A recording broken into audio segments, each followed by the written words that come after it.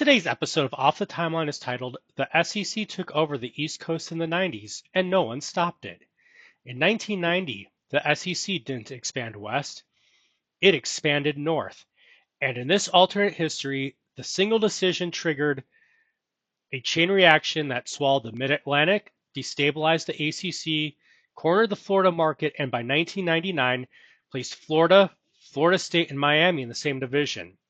Not in 2012, not in 2024, in 1999. The SEC didn't wait for the playoff era.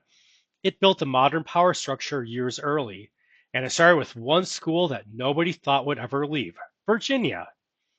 And let's set the table for the first domino, and let's rewind to the 1980s. The SEC is strong, but they're not yet untouchable.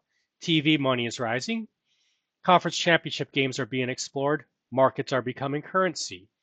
Meanwhile, the ACC is basketball first. Solid institutions, stable identity, but no championship game. No aggressive football revenue model. And here's the pivot. Instead of targeting Arkansas and South Carolina as in real life, the SEC looks north. They identify Virginia and North Carolina. Why? DC market access, growing North Virginia population, academic optics, untapped recruiting territory. In 1990, in this alternate history, Virginia and North Carolina accept, and the ACC fractures. Now let's set the table why this is not so absurd. Because you may be thinking to yourself that Virginia would never join the SEC. But in 1990, the SEC brand isn't up to the tier that it becomes later. It's a football league seeking expansion leverage. Virginia sees higher projected revenue, stability, protection if Florida State goes elsewhere. This isn't culture driven, it's survival math. And that sets the table for the 1994 panic. The ACC absorbs this, but then the second domino falls. Maryland sees Virginia's revenue jump, recruiting tilts south, TV contracts widen. Maryland has debt, stadium pressure, and boosters worried about long-term viability. In 1994, Maryland flips. Now the SEC footprint runs from Florida to DC. The ACC is no longer stable, it's reactive. You may be thinking to yourself that state politics would never allow Maryland to move. But this is exactly when politics intervene, not to stop movement, but to prevent being left behind. When Virginia leaves and thrives, Maryland legislators face a new question. Why are we staying in a shrinking league? Realignment is contagious. And that sets the table to the ACC response. The ACC accelerates football identity. Virginia Tech becomes the league's flagship. They rise faster. They dominate conference perception, but the financial gap grows. By 1998, the SEC East includes Florida, Florida State, Tennessee, Virginia, North Carolina, and Maryland. That division alone rivals any conference in America, but the SEC is not done.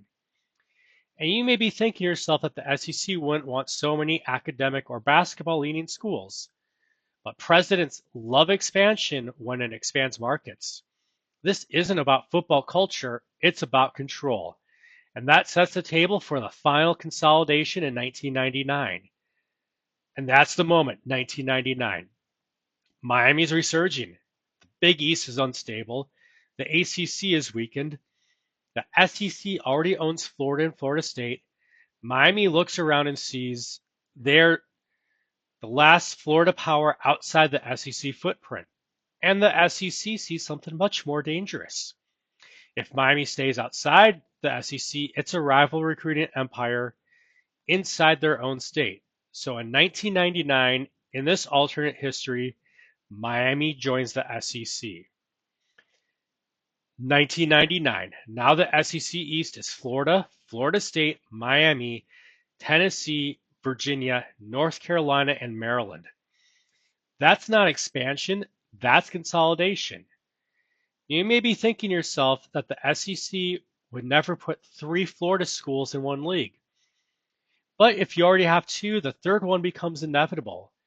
Leaving Miami outside means permanent in-state recruiting friction. Taking Miami means permanent control. That's defensive expansion logic. And that sets the stage for the 1999 to 2005 championship ripple. This is where the gravity adjusts. Miami's 2000 and 2001 teams, already legendary, now run through an SEC gauntlet. Their resumes become untouchable. The SEC claims back-to-back titles with the Hurricanes. Florida State adds another title earlier in the 90s due to the SEC schedule hardening.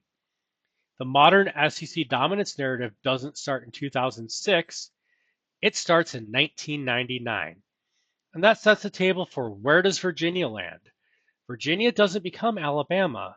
They become something more stable, an 8 to 10 win SEC program, top 15 finishes, occasional spoiler, permanently nationally relevant.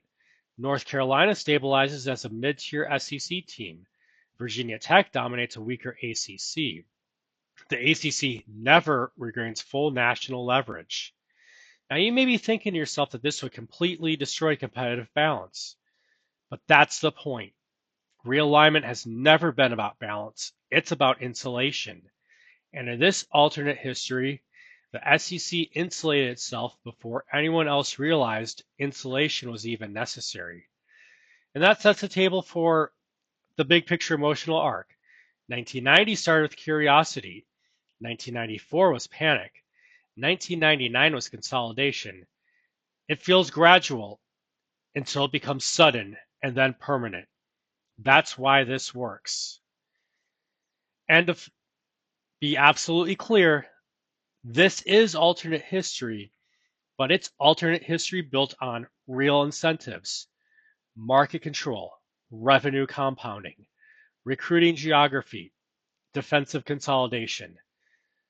Nothing here requires cartoon chaos.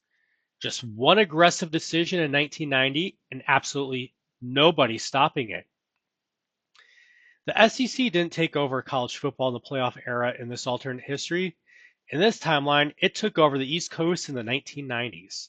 And by the time anyone realized what was happening, it was already over. And if you enjoyed this kind of deep alternate college football timeline, make sure you like the video, comment your biggest objection, and subscribe for more off the timeline scenarios. Because next time, maybe we flip the Big Ten instead.